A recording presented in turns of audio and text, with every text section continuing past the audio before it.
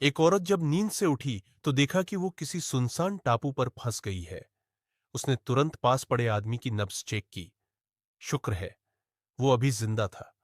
उसने आदमी के जख्म देखे। बाहर से तो कुछ नहीं था, बस पेट पर बहुत सूजन थी। लेकिन आदमी को होश आते ही पेट में भयानक दर्द होने लगा। असल में उसके अंदरूनी अंग बुरी तरह से छोटिल थे। अब उसके बचने की कोई उम्मीद नहीं थी। औरत समझ ही नहीं पा रही थी कि क्या करे। तभी अचानक आदमी की आंखें पत्थर सी हो गईं और कुछ ही सेकंड में उसने दम तोड़ दिया। औरत बुरी तरह टूट गई। अभी थोड़ी देर पहले दोनों साथ बातें कर रहे थे और अब मौत ने उन्हें अलग कर दिया। उस औरत का नाम था शाओमेई। वो 2 महीने की प्रेग्नेंट थी और प्राइवेट प्लेन से अपनी मां से मिलने जा रही थी। लेकिन बीच रास्ते में हादसा हो गया। फ्यूल कम होने की वजह से प्लेन तेजी से नीचे गिरने लगा। पायलट ने घबराकर शाओमेई को जल्दी से बेल्ट बांधने को कहा। अगली बार जब उसकी आंख खुली तो खुद को उसने प्लेन के अंदर उल्टा लटका हुआ पाया। कॉकपिट में पानी भर रहा था और कुछ ही देर में प्लेन झील के अंदर डूबने वाला था। उसने जल्दी से अपनी बेल्ट खोली।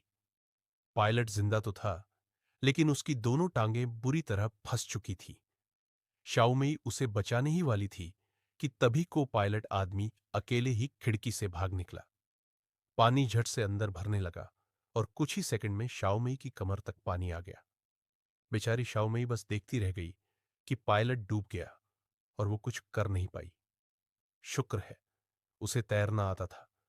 किसी तरह बाहर निकलकर वो झील की सतह पर आ गई। लेकिन किस्मत ने उसका साथ नहीं दिया। वो आदमी किनारे तो पहुंच गया था, पर बच नहीं पाया। शाओमेई ने उसके पास से मोबाइल उठाया और मदद के लिए कॉल लगाने की कोशिश की। लेकिन उस सुनसान जगह पर बिल्कुल नेटवर्क नहीं था। मौत का इंतजार करने के बजाय उसने हिम्मत दिखाई और जंगल के रास्ते पहाड़ की तरफ चढ़ने लगी। लेकिन पहाड़ की चोटी पर भी नेटवर्क नहीं था। बेबस होकर उसने नीचे की ओर जोर जोर से मदद के लिए पुकारा। लेकिन इस अनजाने घने जंगल में उसकी आवाज कौन सुनने वाला था।